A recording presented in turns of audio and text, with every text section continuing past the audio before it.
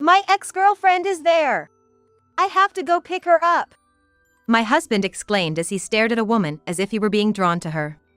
I was stunned and speechless at his sudden outburst. This incident happened while we were on our way to the wedding venue in a car on our wedding day. He slammed on the brakes, bringing the car to a stop, and seemed to be observing the situation for a while. The woman my husband was looking at was carrying a heavy load. Then, all of a sudden, he started panicking and said to me, "You're in the way. Get out of the car quickly." My name is Emily. I am a 29-year-old nurse. I met my husband, Steve, when we were introduced by a mutual friend, and we are the same age. I've been so busy with my job that I barely have time for dating. However, I do think about getting married if I find the right person, I once confided in a friend. To which she replied, "I know just the right guy for you. I'll introduce you to." She went out of her way to set up a meeting for us. At that time, I was working full throttle as a nurse. I was hoping to find a man who could support and stand beside me in my career. Steve turned out to be exactly the kind of man I had hoped for. He took great pride in his work and had this confident, dedicated approach towards everything. I rarely had conversations outside of work, especially with men. Although I was nervous, Steve showed understanding and concern by saying, "Nursing must be really challenging, especially nowadays. I think healthcare professionals face both mental and physical challenges." I felt deeply comforted by his words. I responded, "Yes, it is challenging. But seeing you, Steve, makes me feel like I need to step up my game." He looked a little embarrassed when I said that. I was attracted to Steve's easygoing nature. He wasn't just all seriousness. Things progressed smoothly between us, and we decided to get married. I felt we could go through life supporting and understanding each other without changing our lifestyles. I loved my job, so even after getting married, it felt natural for me to continue working. However, one day, Steve approached me with a rather stern look on his face. "We need to talk," he began. Concerned I might have done something wrong, I started to replay recent events in my mind. Then, out of the blue, he said, "Can you quit your job?" Shocked, I replied, "Why?" "I love my job." "Have I done something that bothers you?" He responded in a commanding tone, "Do you know how it looks when my wife works harder than me? From now on, you quit your job and focus entirely on the household chores, and I'll provide for us. Got it?" Frankly, I was taken aback.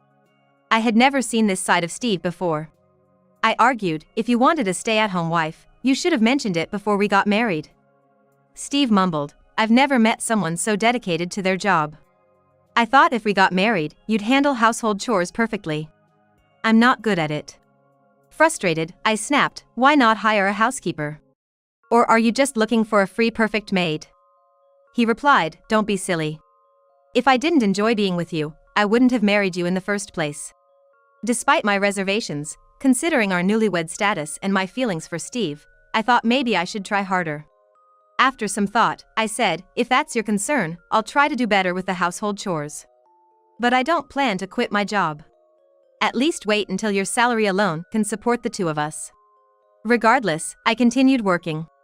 My husband, seemingly very angry, not only refused to do household chores but also started to constantly monitor everything I did. Naturally, my burden just kept increasing. There were days when I had to cut corners on the housework while juggling my job. He would point out even the smallest things I might have missed in the chores. One day, fed up, I told him, "I get it, you're not into household chores. But it'd be great if you could help a little since we're both working." Steve sighed and responded, "How many times do I have to tell you I'm not good at it? You're the one finding it hard to balance work and home, why not just quit your job?" I shot back, "When will you get it? We can't survive on your salary alone." Even when I talk back to him, it's like talking to a brick wall. As soon as the conversation turns to his earnings, he quickly changes the subject. One day he remarked, "You know, Amanda was perfect at these chores.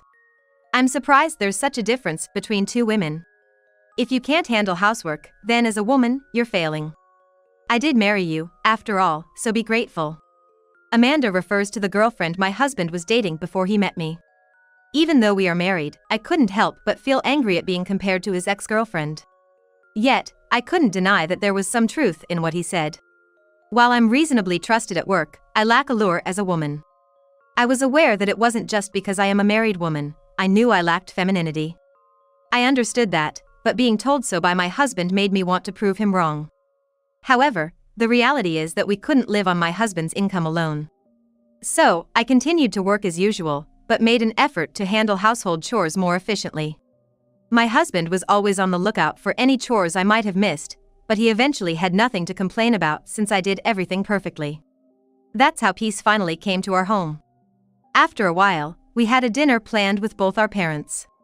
My mother asked about our wedding, and I happily shared my dream.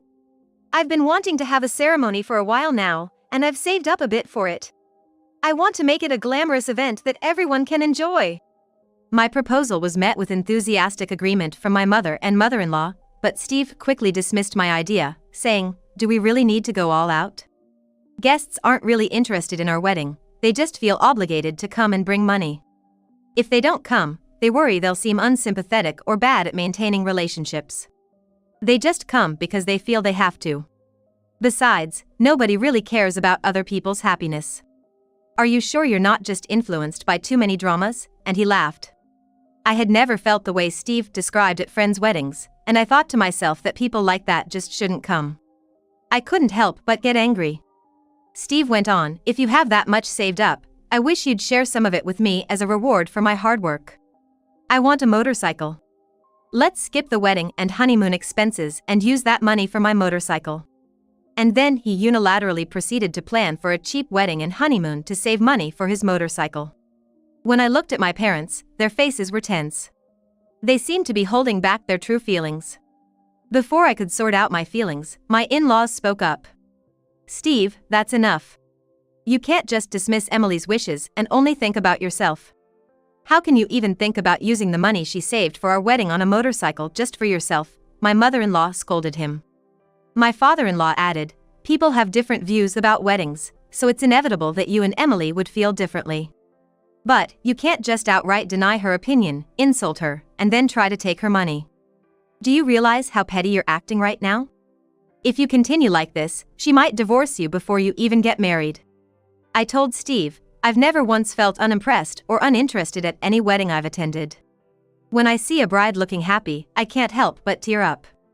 It's a moment when I can really feel that the groom cherishes his wife, and I even thank them for inviting me to their ceremony.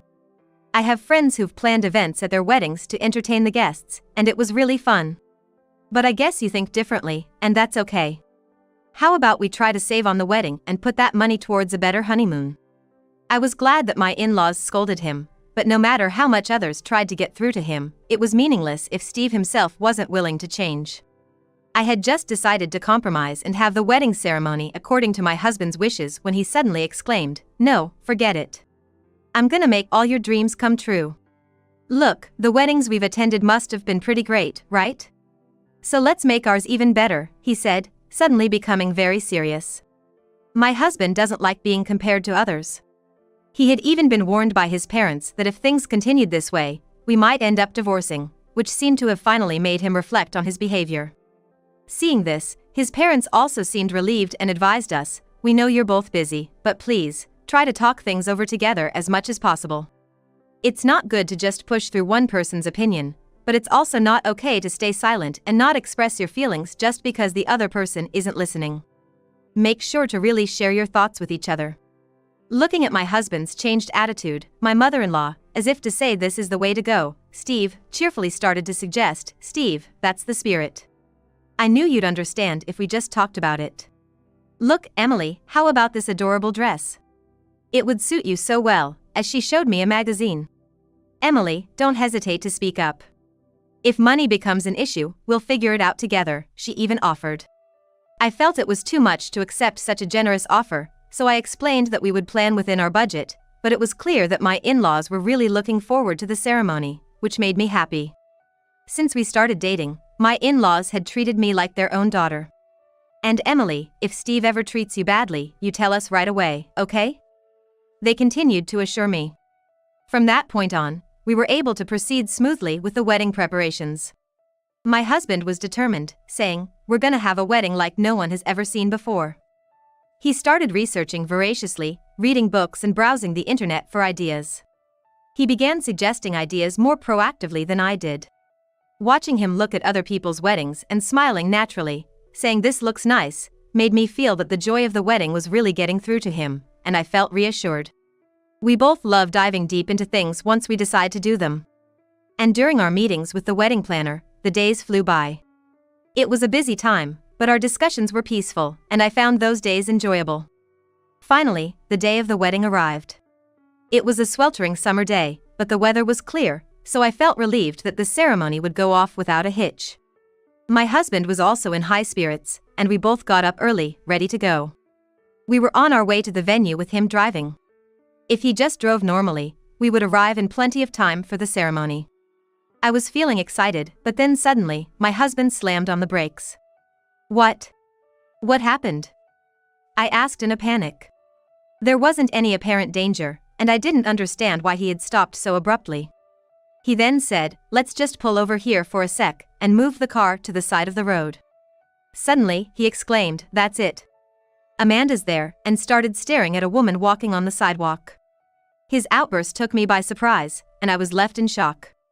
It seemed like Amanda was carrying something heavy, as she occasionally stopped to take a break. From my husband's reaction, I thought he might be considering helping her because she seemed to be struggling. I had mixed feelings watching him stare at her, but when he started driving again, I felt a sense of relief. Honestly, I had been worried that maybe he still had feelings for his ex-girlfriend, as he used to compare me to her and complain about things I did wrong. I was concerned that this might affect our wedding day, but thankfully, that wasn't the case. However, after a few turns, when Amanda was out of sight, my husband pulled over again and looked at me with a smile. "Get out of the car, you're in the way." Suddenly, my mind went blank. What? Why? She didn't even ask for a ride. Why are you telling me to get out? Today is our wedding day, isn't it? I asked, and my husband responded, "She's got so much stuff, it's gonna be a hassle. Just do as I say." He then forcefully pulled my arm and dragged me out of the car. "Don't follow me." "Absolutely not," he said and drove off alone. After that, I was so shocked that I couldn't think of anything and just stood there, frozen. I knew I couldn't catch up to the car now, and I couldn't contact anyone since my wallet and cell phone were still inside the car. Gradually, anger started to boil inside me, realizing he might not even want to get married, but I knew I had to contact the venue anyway to avoid causing any trouble, so I started walking there alone. Even if Steve didn't show up, I thought his parents might help me if I explained that all my valuables were still in the car. With that in mind, I quickly reached the venue. Luckily, I had left home early, and the distance wasn't too great, so I managed to arrive on time.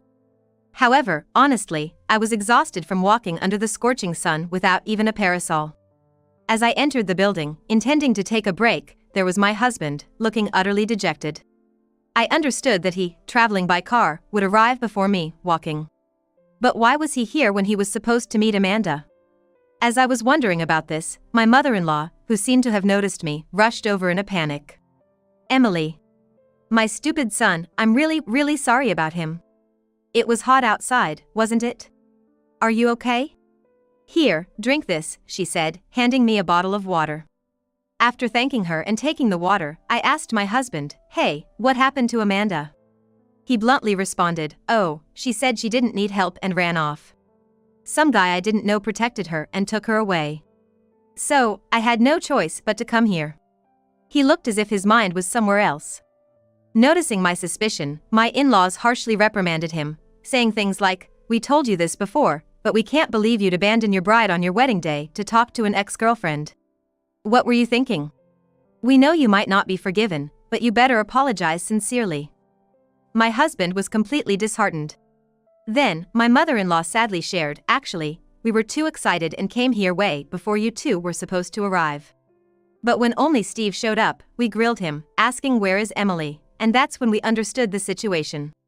I then asked my husband, after Amanda turned you down, why didn't you come back for me? He explained, she got really mad, called me a good-for-nothing, and I just lost all my will to do anything. I figured you'd eventually come to the venue, so I thought I'd just wait for you here." Looking closely, I could see his cheek was red and swollen, which I later found out was because his father couldn't hold back and had punched him. Neither of us could shift our mood towards the wedding now, and just then, Amanda arrived.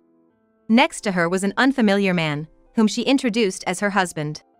Amanda's husband glared at Steve. "So, you tried to forcefully get a clearly unwilling woman into your car, but ran away the moment you saw another man's face?" I heard everything from Amanda. "You've been stalking her even after breaking up, right? And today, on the day of your own wedding, you leave your bride and hit on your ex? That's just low," he exclaimed angrily.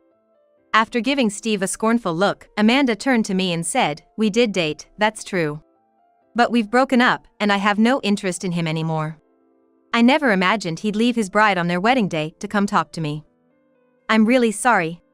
I hurriedly stopped her as she apologized with a gloomy expression. "No way! No matter how you look at it, this person is the one at fault. Please, don't apologize." At the sound of my voice, Amanda seemed relieved and took a deep breath. Then, as her husband lost his target for his anger, he glared at me and started to cry.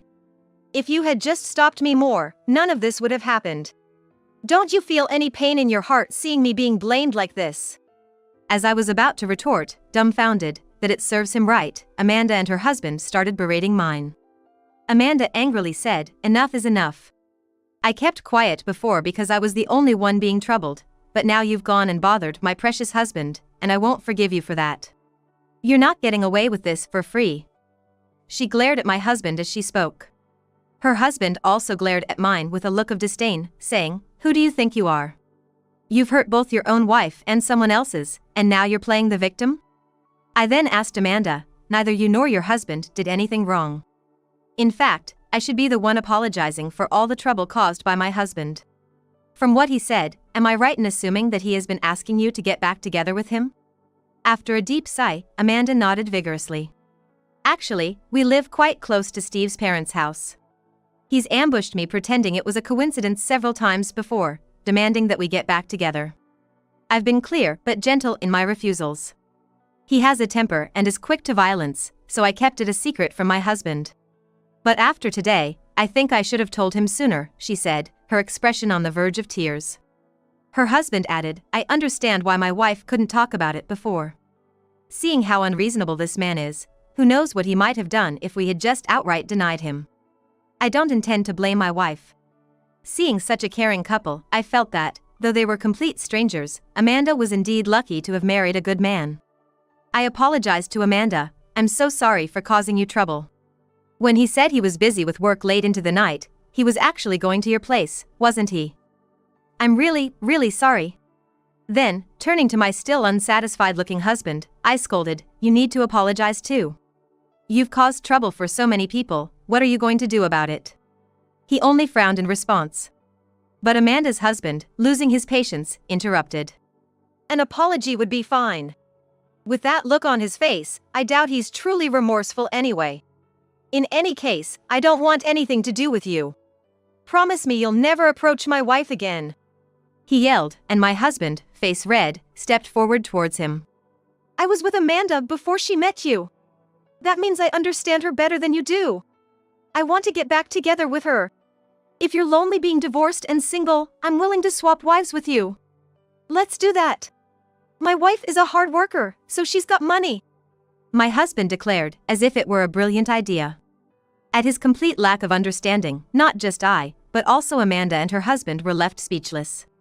Watching him excitedly talk about the day we'd get divorced and the day he'd register his marriage with Amanda, I made up my mind. Anyway, let's call off the wedding. I told my husband just that, and I apologized to my in-laws. "I'm sorry. I know you were all looking forward to today, but as you can see, I cannot marry your son. I'm grateful for all you've done for me until now, but I'm sorry it had to come to this." With that, my in-laws, tearfully, apologized, "Emily, you've done nothing wrong, and we think you're making the right choice. Our son is really an idiot. We're sorry for all the trouble he's caused." Looking around calmly, I noticed numerous venue staff members watching us. The time was such that relatives and friends were due to arrive soon. Feeling it would be rude to cancel at this late stage, I spoke to the staff and decided to change the event from a wedding to a dinner party, and made it clear we wouldn't be accepting any gifts. The venue staff, accustomed to such dramas, gave my husband disapproving looks but efficiently arranged the dinner party, leaving me feeling extremely grateful. My husband, oblivious to everything else, kept dreaming about his new life with Amanda, happily planning out loud what they would do together. Even in the face of their disgusted looks. Seeing his attitude, I was just dumbfounded. Having finished my explanation, I returned to my husband and told him on the spot that I agreed to a divorce. I knew this already, but my husband didn't seem the least bit sad. He accepted it with great joy. Just at that moment, the attendees started to gather one after another. My parents, in-laws, and I had no choice but to keep apologizing to the attendees, encouraging them to at least enjoy the meal, even though we were making a painful excuse. I had no intention whatsoever of telling the guests this ridiculous story, but my husband was happily announcing to everyone that the wedding was cancelled and that he was divorcing me. People who arrived on time were in an uproar over the sudden cancellation of the wedding. Moreover, even when confronted by the guests, my husband kept a calm face and continued to spout his wild fantasies, saying things like he had found his true love and was going to marry the person he truly loved. Amanda, this guy is just beyond reason at this point. Please, take your husband and get out of here now. Gently pulling Amanda's arm, I handed her over to a staff member, and the two of them quickly left through the back exit. Just when I thought things might finally settle down, my husband, who realized she was gone, flew into a rage. Seeing the two of them walking away outside the window, he hurriedly started chasing after them. Amanda! Wait, come back home with me, not with that guy. Enough is enough, what the hell is wrong with you? Stay away from Amanda, just disappear. As he ran out of the venue, Amanda's husband easily stopped him. Then, my father and father-in-law, who had followed behind, grabbed him and dragged him back inside the venue. I followed them, bowing my head numerous times, apologizing to Amanda and her husband as they left. The attendees, who had witnessed the whole ordeal from inside, were utterly dismayed, leaving the venue while tossing remarks like that was just low at my husband. In the end, the place was almost empty. I felt sorry, but there was also a part of me that felt it couldn't be helped since my husband's rampage couldn't be stopped. In the end, only my friends, my parents, and my in-laws stayed. They all expressed their concern for me, helping me regain some composure. With the mood still heavy, I finished cleaning up. Just then, my husband, saying cleaning's done, we're good now, right? So, I'm gonna go to Amanda's house, tried to leave the venue. My crying in-laws forcefully put him in the car and took him home. A few days later, with my in-laws present, I got my husband to sign the divorce papers, and we were officially divorced. I either had his stuff picked up by my in-laws or sent to him via mail. It was a hectic few days, but it finally came to an end. One day, I decided to take a trip to a suburban town for a change of pace. While at a shopping mall, I unexpectedly ran into Amanda and her husband. Worried about how they had been since our last encounter, I asked about their well-being, and they shared their story. Apparently, my ex-husband had not changed his ways. He had been stalking Amanda, waiting at places she visited, and even going as far as following her to her home and workplace. He had been insisting, "We're still in love, right? You were just playing hard to get that time, weren't you?" talking only about what suited him and constantly asking to get back together. Finally, Amanda consulted the police and began the process of filing a complaint against him. Believing he had done nothing wrong, my ex-husband continued his delusional talk in front of the police, which led to him being deemed a dangerous individual. Appropriate measures were promptly taken, and a restraining order was issued against him, preventing him from approaching Amanda. Surprisingly, the moment the restraining order was issued, my ex-husband lost his momentum. It was only after legal measures were taken that he finally realized Amanda truly despised him. Since then, he stopped approaching Amanda and her surroundings. Though I no longer cared about him, as long as he wasn't causing any more trouble for Amanda and her husband, I felt that was for the best. Amanda continued, "Actually, we are moving soon, close to my husband's hometown. We came here today to buy some cleaning supplies for the move. Emily, please take care of yourself." As I repeatedly apologized and saw them off, the two of them left with smiles on their faces. Watching their backs as they left, I silently wished for their happiness from the shadows. That settles that. Just as I was thinking of deleting my ex-husband's contact information, I couldn't believe it, he called. I had kept his number just in case there were issues with dividing our assets, but I never imagined he'd actually call. I really didn't want to answer, but I had just met with Amanda and her husband. Somewhat worried, I answered, and my ex-husband started talking, "Can we just pretend the divorce didn't happen?" I tried living alone, and I realized how important you are to me. Hey, can we give it another shot and live together, helping each other out? I took a good dozen seconds to process what he was saying, and then I responded as calmly as I could. This has got to be a joke. We're strangers now. No matter what you say, I'm not interested in remarrying you.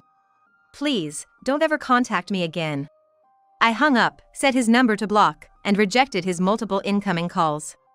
He was making a fuss on the other end of the line until the very end, but I felt completely relieved, finally saying goodbye for good. He seemed to try calling from different numbers for a while, but I kept ignoring him, and once I got a new cell phone and changed my number, things finally became peaceful. I had moved out of our house, so there were no issues even if he tried something unexpected, and he had no way to contact me. Amanda and her husband had moved long ago, and even if he showed up at my parents' house, they'd be furious and send him away. Most importantly, after everything that happened at the wedding, my ex-in-laws decided to sell the house. This house is close to Amanda's parents. We thought we might as well sell it now, they said, tears in their eyes. It was hard to see them like that, but I just hope they live happily and keep their distance from my ex-husband. Without a home to return to, he must be wandering around alone by now. He's isolated, with nobody knowing where he is, and rumors are spreading among his friends and workplace because of the scene he caused at the wedding. Especially according to a friend who works at the same company as him, it seems like he's become quite the outcast there. It's truly what he deserves. I hope he reflects on his actions from the bottom of his heart. As for me, I've started a new life from scratch in a new place. A new job opportunity at a hospital came up just in time, and I took it. I can balance work and household chores at my current job, which makes me very happy. I'm thrilled to be back in a meaningful job, learning new things every day in this new environment. I've also built good relationships with my colleagues, which makes my days fulfilling. Although I'm divorced, I'm undoubtedly happier now than when I was living with my ex-husband. It's made me realize once again just how much I love my job. All I hope for now is for these peaceful days to continue.